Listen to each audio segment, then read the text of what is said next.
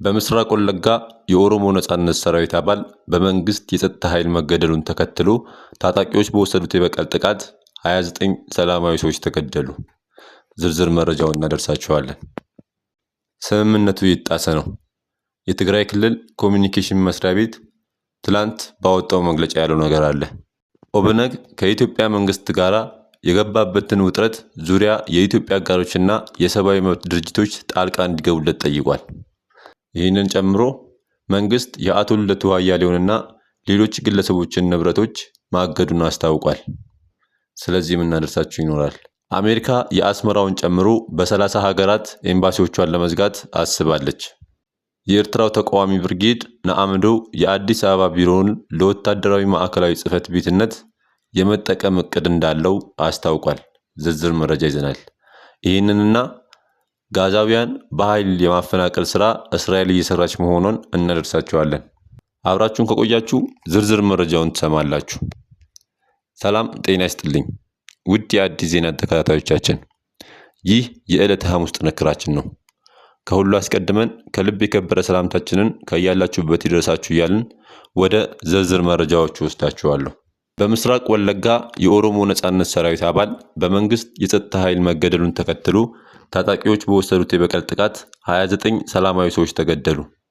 በምስራቅ ወለጋ የኦሮሞ ነጻነት ሰራዊት አባል በመንግስት የጸጥታ ኃይል መገደሉን ተከትሎ ታጣቂዎች በወሰዱት የበቀል ጥቃት 29 ሰላማዊ ሰዎች ተገደሉ። በኦሮሚያ ክልል ምስራቅ ወለጋ ዞን ሀሮ ሊሙ ወረዳ የኦሮሞ ነጻነት ሰራዊት አባልና የቡድኑ መሪ ኩምሳ ድሪባ ወይም ጃልመሮ የቅርብ ሰው የነበሩት ሹዴ በመንግስት የጸጥታ ኃይል መገደላቸውን ተከትሎ በተፈጸመ የበቀል ጥቃት 29 ሰዎች መገደላቸውን ነዋሪዎቹና የሟች ቤተሰቦች ተናግረዋል። እንደ ነዋሪዎቹና የሟች ቤተሰቦች ገለጻ መጋቢት 29 ቀን 2017 ዓ.ም በሀሮ ሊሙ ወረዳ ጉርባ ጉዲና እና ሱጌ ቀበሌዎች የተፈጸሙት ጥቃቶች የሹዴ ሞት ለመበቀል በኦነግ ታጣቂዎች ተፈጽመዋል ብለዋል። ለደህንነታቸው በመስጋት ስማቸው እንዳይጠቀስ የጠየቁና በጋብቻ ከሟች ቤተሰቦች ጋር ዝምድና እንዳላቸው የገለጹልን በጉርባ ጉዲና ቀበሌ ነዋሪ የሆኑ አንድ ግለሰብ እንዲህ ሲሉ ተናግረዋል። ከመጋቢት 29 ቀን 2017 ዓ.ም እስከ ሚያዝያ 4 ቀን 2017 ዓ.ም በተፈጸሙ ተከታታይ ጥቃቶች ቢያንስ የ10 ሰላማዊ ሰዎች ሕይወት ማለፉን አስረድተዋል።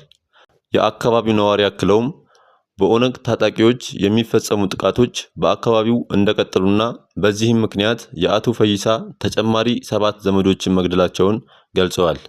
እነዚህ ሰዎች ሹዴን ለመያዝ የጸጥታ ኃይሎችን ረድተዋል ተብለው ስለተጠረጠሩ ነው ኢላማ የተደረጉት ሲሉም አክለዋል። ስምምነቱ እየተጣሰ ነው። የትግራይ ክልል ኮሚኒኬሽን መስሪያ ቤት ትላንት ባወጣው መግለጫ የአማራ ክልል ኮሚኒኬሽን ጽህፈት ቤትና የአማራ ብሮድካስቲንግ ኮርፖሬት ትላንት ሚያዝያ 08 ቀን 2017 ዓ.ም ህገ መንግስቱን በመጣስ ሁመራን የአማራ ክልል አካል አድርጎ በማቅረብ የፕሪቶሪያ ውልን የሚጻረር ዜና ይዞ ወጥቷል አለ። ይህ ድርጊት ቀላል አይደለም ያለው የትግራይ ክልል ነገር ግን ሆን ብለው የትግራይን ህገ መንግስታዊ ክልል የአማራ ክልል አካል አድርገው ደጋግመው መጥቀሳቸውን ቀጥለዋል ብለዋል። ይህ ኃላፊነት የጎደለው ድርጊት ህገ መንግስቱን የሚጻረርና የፕሪቶሪያው ስምምነትን በቀጥታ የሚጻረር መሆኑን ተቀባይነት የለውም ሲሉ በአስቸኳይ መታረም እንዳለበት ያሳሰበው የትግራይ ክልል የአማራ ክልል ኮሚኒኬሽን ጽህፈት ቤት እና የአማራ ብሮድካስቲንግ ኮርፖሬት የሁለቱንም ክልል ህዝቦች አብሮ የመኖር ህልውና የሚያናጋና በቀጥታ ወደ ሌላ ግጭት የሚጋብዙ ኃላፊነት የጎደላቸውን የዜና ዘገባዎችን በማረም ይህ ህገ መንግስታዊ ጥሰት በሚፈጽሙ አካላት ላይ የፌዴራል መንግስት ህጋዊ እርምጃ እንዲወስድ እንጠይቃለን ሲል ክልሉ በኮሚኒኬሽን መስሪያ ቤቱ በኩል መግለጫ አውጥቶ ተመልክተናል። ኦብነግ ከኢትዮጵያ መንግስት ጋር በገባበት ውጥረት ዙሪያ የኢትዮጵያ አጋሮችና የሰብአዊ መብት ድርጅቶች ጣልቃ እንዲገቡ ትላንት ባወጣው መግለጫ ጠይቋል። ኦብነግ በአባሎች ላይ ጥቃት እንዲፈጸምባቸው የክልሉ ጸጥታ ኃይሎች አባሎችን እንዲያስፈራሩና ቢሮዎችን ኢላማ እንዲያደርጉ የሶማሌ ክልላዊ መንግስት ትዕዛዝ አስተላልፏል ብሏል።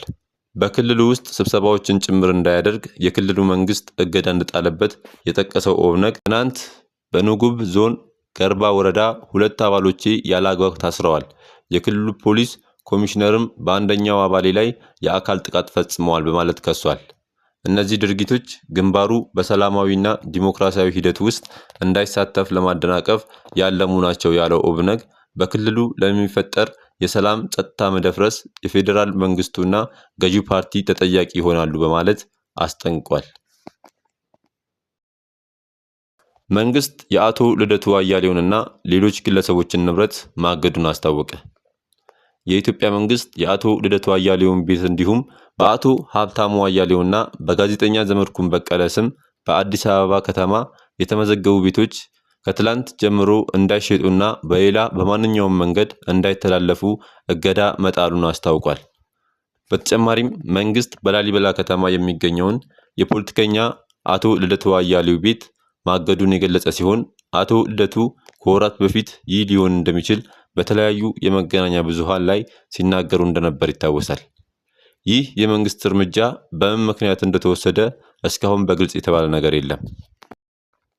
አሜሪካ የአስመራውን ጨምሮ በ30 ሀገራት ኤምባሲዎቿን ለመዝጋት ወይም ዲፕሎማሲዎቿን ለመቀነስ ማቀዷ ተሰምቷል። የሞቃዲሾው የአሜሪካ ኤምባሲም የዲፕሎማቲክ ውክልናውን በከፍተኛ ደረጃ ለመቀነስ ወይም ጨርሶ ለመዝጋት እንደታሰበም ዓለም አቀፍ የዜና ወኪሎች ከውጭ ጉዳይ ሚኒስቴር ቤት ያገኙትን ምስጢራዊ ሰነድ ጠቅሰው ዘግበዋል።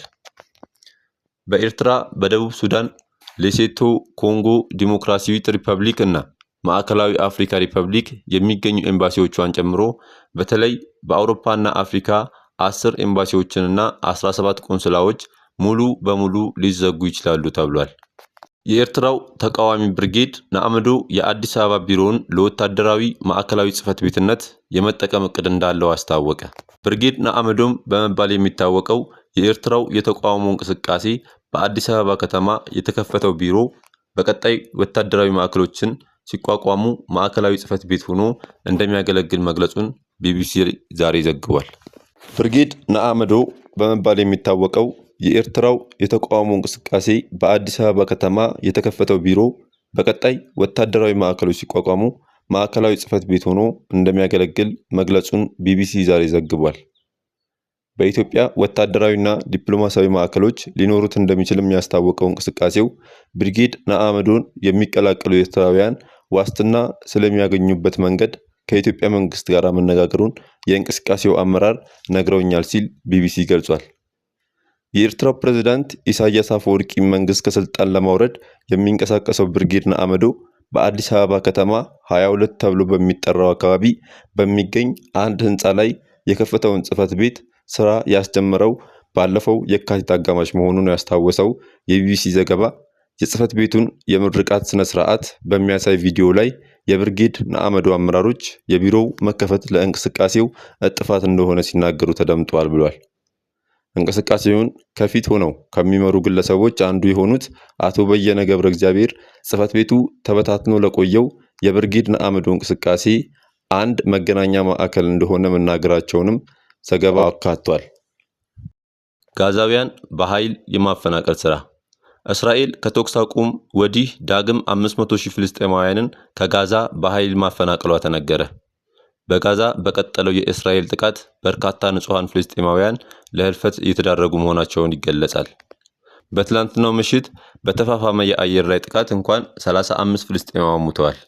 በእስራኤልና በሐማስ ተደርሶ የነበረውን የተኩስ አቁም ስምምነት ተከትሎ ከተሰደዱበትና ከሸሹበት ወደ ጋዛ የተመለሱ ፍልስጤማውያን ዳግም ሞትና ሽሽት ዕጣ ፈንታቸው ሆኗል። እንደ ጋዛ የጤና ሚኒስቴር መረጃ መሰረት እስካሁን 51,000 በላይ ፍልስጤማውያን ለህልፈት ተዳርገዋል ሲል አልጀዚራ ዘግቧል።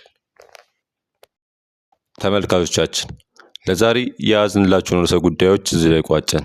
ላይክ፣ ሼር እና ኮሜንት በማድረግ ለቻናላችን ድጋፋችሁን መግለጽ እንዳዘነጉ እያልን ከሌሎች መረጃዎች ጋር ደግመን እስክንገናኝ ቸር ያሰማን ስንል ተሰናበትን።